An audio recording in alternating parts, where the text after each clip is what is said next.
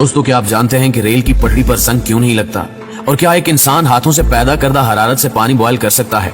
या फिर ये कि गैवल नामी हथौड़ा क्यों इस्तेमाल होता है? अगर नहीं तो टेंशन की बात नहीं है, क्योंकि आज की इस वीडियो में आप जानेंगे ऐसे ही दिलचस्प फैक्ट्स जिन्हें सुनकर आप कहेंगे कि यार ये तो वाकई अमेजिंग है। तो चलिए चलकर फैक्ट्स का ये सफर शुरू करते हैं। फैक्ट नंबर 1, दोस्तों क्या आप जानते हैं कि रेल की पटरियों पर जंग क्यों नहीं लगता, जबकि वो खुले आम पानी और हवा में हम वक्त मौजूद रहती हैं? दरअसल रेल की पटरियों में इस्तेमाल होने वाला स्टील आम स्टील से बहुत मुख्तलिफ होता है। इसकी मजबूती के लिए और इसको जंग से बचाने के लिए कई तरह के एलिमेंट्स का इस्तेमाल किया जाता है। आमतौर पर रेलवे लाइंस में हेड फिल्ड मैग्नीज स्टील का इस्तेमाल किया जाता है, जिसमें 12 से 14% मैग्नीज मिलाया जाता है। और यही असल फैक्ट है कि रेल की पटरियों में मैग्नीज की आमेजिश की वजह से रेल की पटरी जंग आलूद नहीं होती। हालांकि रेलवे कोच और माल डब्बे में इस्तेमाल होने वाला स्टील भी इसी तरह का होता है, ताहम उस पर कॉपर की आमेजिश होती है और इस पर मुनासिब तरीके से पेंट होने की वजह से जंग भी नहीं लगता। फैक्ट नंबर 2, कंग फू, ताइजी और आई ग्यून जैसे मार्शल आर्ट्स के मास्टर ज़ोउ तिंग हाथों की हथेलियों से हीट जनरेट करने की हैरत अंगेज सलाहियत रखते हैं। इनके हाथों की हथेलियां इस हद तक हरारत पैदा कर सकती हैं कि यह हरारत पानी के बॉइलिंग पॉइंट तक पहुंच जाती है।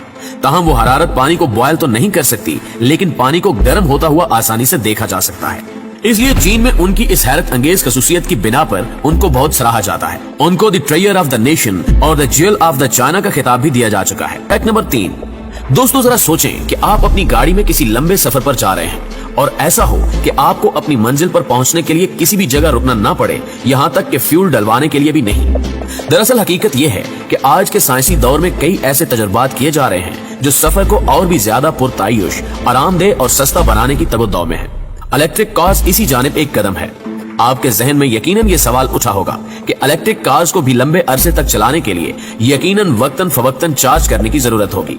लेकिन आपको बताते चलें कि मुस्तकबिल करीब में इन इलेक्ट्रिक कार्स के लिए ऐसी सड़कों को तामीर किया जाएगा जो इन इलेक्ट्रिक कार्स को खुद ब खुद चार्ज कर देंगी।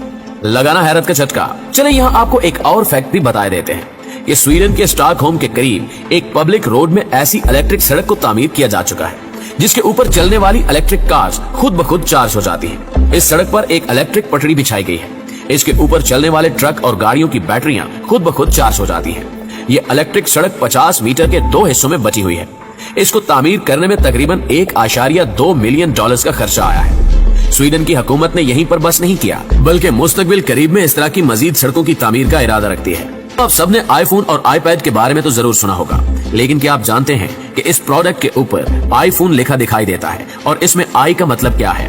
तो आपको बताते चलें कि इस आई का रिवायती मतलब इंटरनेट है, लेकिन धीरे धीरे यही आई एप्पल की प्रोडक्ट में समा गया और यही आई इस प्रोडक्ट की पहचान बन गया।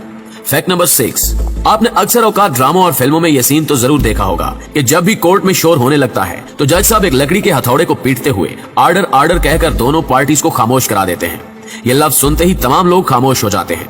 लेकिन क्या आप जानते हैं कि जज इस लकड़ी के हथौड़े का इस्तेमाल क्यों करते हैं? तो आपको बता दें कि इस लकड़ी को इंग्लिश जुबान में गेवल कहते हैं और इस लकड़ी के हथौड़े का इस्तेमाल बरतानवी दौरे हुकूमत से होता चला आ रहा है। दरअसल इंग्लैंड में इस लकड़ी के हथौड़े की शुरुआत उस वक्त हुई थी जब वहाँ के किराएदार और मालिक मकान की पेशियां सुनी जाती तो पूरे कोर्ट रूम में शोरगुल बरपा हो जाता और दोनों फरीकैन को खामोश करवाने के लिए हाथ से डेस्क बजाया जाता था और धीरे धीरे हाथ की जगह लकड़ी के हथौड़े का इस्तेमाल शुरू हो गया, जिसका सिलसिला अब तक जारी और सारी है।